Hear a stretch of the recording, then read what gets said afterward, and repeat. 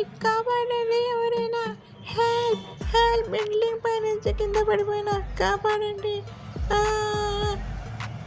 Building నుంచి కింద పడి కూడా కాదు, పారిపోవడానికి ట్రై చేసింది. చూడు తాడు కట్టేస్తున్నారు వాళ్ళు ఓనర్.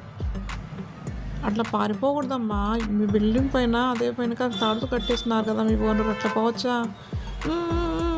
హెల్ప్ కాపాడండి. ఉండు కదలదు, కాపాడుతున్నాంలే, స్టూల్తో పైకి ఎక్కిస్తా కానీ.